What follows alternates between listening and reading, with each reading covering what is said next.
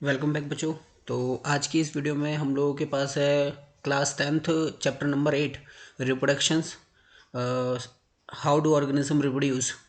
हिंदी में हम लोग बोलेंगे जीवों में जनन। One of the most important chapter. और आप सीबीएसई और यूपी बोर्ड दोनों के ही प्रीवियस ईयर पेपर उठा के देख सकते हैं।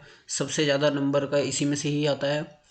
और तो इसी लिहाज से सबसे ज़्यादा इम्पोर्टेंट और सबसे ज़्यादा बेहतरीन चैप्टर, तो उसी के ही बेहतरीन चैप्टर के बेहतरीन क्वेश्चन अब आप लोगों के सामने 20 में से 20 लाने की तैयारी के साथ।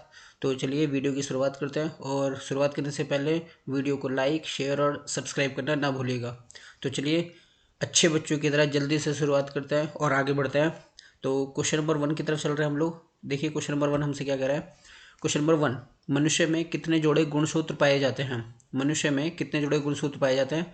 तो ए 26, बी 14, सी 23 या डी 18। तो इसका आंसर कितना हो जाएगा। इसका आंसर हो जाएगा सी 23 जोड़े गुणसूत्र पाए जाते हैं। नेक्स्ट चलते हैं क्वेश्चन नंबर 2 की तरफ। पुष्पी पौधों में लैंगिक जनन किसके द्वारा होता है। पुष्पी पौधों में लैंगिक जनन पत्तियों के द्वारा होता है, तने के द्वारा, वर्तिकांग के द्वारा या वर्तिका के द्वारा। तो इसका आंसर आ जाएगा ए, पत्तियों के द्वारा होता है। चलिए नेक्स्ट क्वेश्चन की तरफ चलते हैं। क्वेश्चन नंबर 3, निम्नलिखित में कौन एक लिंगी पादप का उदाहरण है। दोबारा समझते हैं। निम्नलिखित में कौन एक लिंगी पादप का उदाहरण है। क्वेश्चन नंबर इसका ऑप्शन क्लियर करते हैं। पहला ऑप्शन है सरसों, गुड़हल, पपीता या मटर। तो इसका आंसर हो जाएगा डी। याद रखना एक लिंगी पादप मटर को कहते हैं। तो इसका आंसर हो जाएगा मटर। नेक्स्ट चलते हैं क्वेश्चन नंबर 4। याद रखना क्वेश्चन नंबर 4 2017 यूपी बोर्ड के पेपर में आया हुआ है। एक बार और बोलता हूँ, क्वेश्चन नंबर 4 2017 यूपी बोर्ड के पेपर में आया हुआ है। और उससे पहले 2012 और 2009 के सीबीएसई के पेपर में आप उठा के देख सकते हैं। तो चलिए क्वेश्चन नंबर 4 को क्लियर करते हैं। नर युग्मक एवं मादा युग्मक के संकलन को क्या कहते हैं। दोबारा समझते हैं। नर युग्मक और मादा युग्मक के संकलन को क्या कहते हैं। किण्वन, निषेचन, अंकुरण या परागण। तो इसका आंसर हो जाएगा बी, निषेचन कहते हैं। नेक्स्ट चलते हैं क्वेश्चन नंबर 5 की तरफ। परागकोश में होते हैं। परागकोश में होते हैं बादल, अंडाशय, अंडप या परागकण। तो इसका आंसर हो जाएगा डी, परागकण। परागकण देंगे इसका आंसर। नेक्स्ट चलते हैं क्वेश्चन नंबर 6। अंडाणु निकलता है योनि से, गर्भाशय से, अंडाशय से या फिलोपिन नलिका से। वही फैलोपिन ट्यूब जिसको बोलते हैं। तो इसका आंसर हो जाएगा सी, अंडाशय से। नेक्स्ट चलते हैं क्वेश्चन नंबर 7 की तरफ। संक्राणु बनता है वृषण में, मूत्राशय में, गर्भाशय में या अंडाशय में। तो इसका आंसर हो जाएगा ए, वृषण में। नेक्स्ट चलते हैं क्वेश्चन नंबर 8 की तरफ। निम्नलिखित में कौन सा जंतु उभयलिंगी है। मानव, कबूतर, मेंढक या केंचुआ। तो इसका आंसर हो जाएगा डी, केंचुआ उभयलिंगी में आता है। नेक्स्ट क्वेश्चन नंबर 9, कूटपाद किस में पाया जाता है। पेरिविशियम में, अमीबा में, यूग्लिना में या इनमें से कोई भी नहीं। तो इसका आंसर हो जाएगा बी, वही फॉल्स फीट। याद आ रहा होगा आप लोगों को, तो अमीबा इसका आंसर हो जाएगा। नेक्स्ट चलते हैं क्वेश्चन नंबर 10।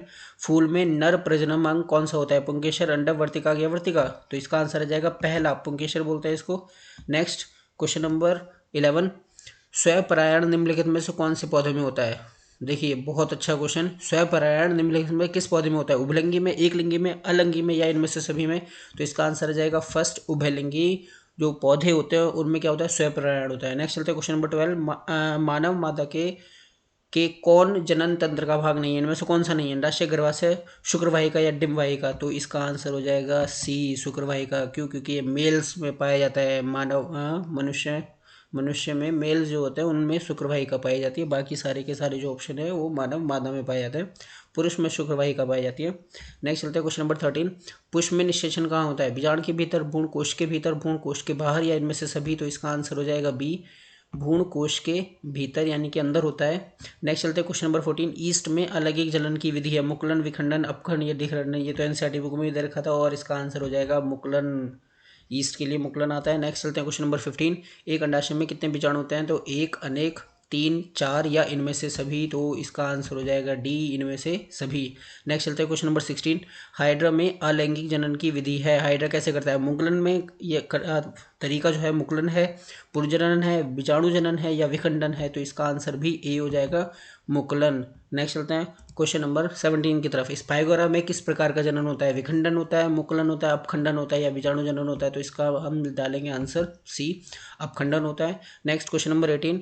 चेहरे पर फुंसियाँ क्यों आती हैं। बैक्टीरिया के कारण, अधिक तेलीय त्वचा के कारण, अधिक पसीना होने के कारण या इनमें से कोई भी नहीं। तो इसका आंसर हो जाएगा बी, अधिक तेलीय त्वचा होने के कारण। तो इसका आंसर क्या दे देंगे हम लोग, बी। नेक्स्ट चलते हैं क्वेश्चन नंबर 19 की तरफ। नर के शिश्न में समजातीय मादा में क्या पाया जाता है।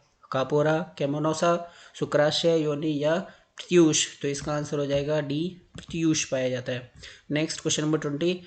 जीव जिस प्रक्रम द्वारा अपनी संख्या में वृद्धि करते हैं उसे कहा जाता है जनन कहा जाता है, श्वसन कहा जाता है, प्रचलन कहा जाता है और उत्तेजनशीलता कहा जाता है। तो इसका आंसर हो जाएगा ए, उसको जनन कहा जाता है। नेक्स्ट क्वेश्चन की तरफ चलते हैं। क्वेश्चन नंबर 21, किस प्रकार के जन्म में जनक के शरीर से कलिका निकलती है? मुकुलन में, अपखंडन में, विखंडन में या बीजाणु जनन में? तो इसका आंसर आप देंगे मुकुलन में निकलती है, बॉडी से बाहर। याद रखना मुकुलन में होता है, या अभी आया था ना वो हाइड्रा वाला एग्जाम्पल भी था। तो नेक्स्ट चलते हैं क्वेश्चन नंबर 22, स्त्रियों के मासिक चक्र में एक परिपक्व अंडाणु किस दिन अंडाशय से बाहर निकलता है? 28वें दिन, 20वें दिन, 14वें दिन या 30वें दिन? तो इसका आंसर हो जाएगा सी, 14वें दिन।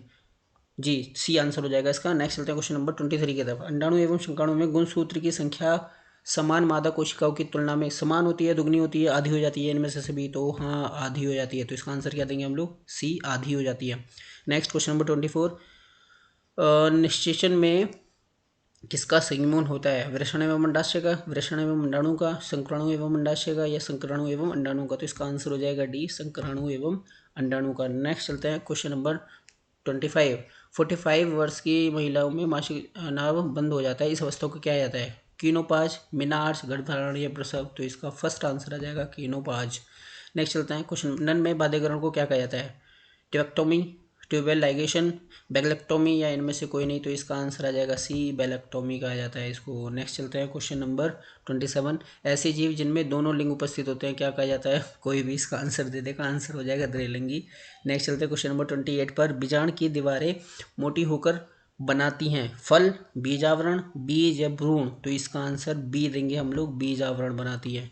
चलिए सेकंड लास्ट क्वेश्चन, कृत्रिम कायिक प्रवर्धन किन प्रकार के पौधों में करना चाहिए? जिनमें बीज उत्पन्न नहीं होते, जिनके फल का निर्माण नहीं होता, जिनमें फल और बीज का निर्माण दोनों होते हैं, या इनमें से सभी? तो इसका आंसर सिर्फ ए देंगे हम लोग, जिनमें बीज उत्पन्न नहीं होते उन्हीं में क्या करते हैं? कृत्रिम कायिक प्रवर्धन कहलाते हैं। नेक्स्ट चलते हैं क्वेश्चन नंबर 30 लास्ट, नर में काउपर ग्रंथि के निकलने वाले स्राव की प्रकृति कैसी होती है? अम्लीय होती है, क्षारीय होती है या दोनों होती है या इनमें से कोई भी नहीं? जी हाँ, क्षारीय होती है। याद रखना, जो काउपर ग्रंथि से निकलने वाला जो स्राव होता है, जिस तरीके को निकलता है, तो उसकी जो प्रकृति पूछी गई थी, तो इसका आंसर आ जाएगा स्राव। आई होप ये वीडियो पसंद आई होगी।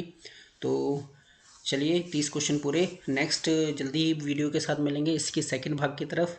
तब तक के लिए पढ़ते रहें, आगे बढ़ते रहें और वीडियो को जितना हो सके शेयर करिए और सब्सक्राइब कीजिए।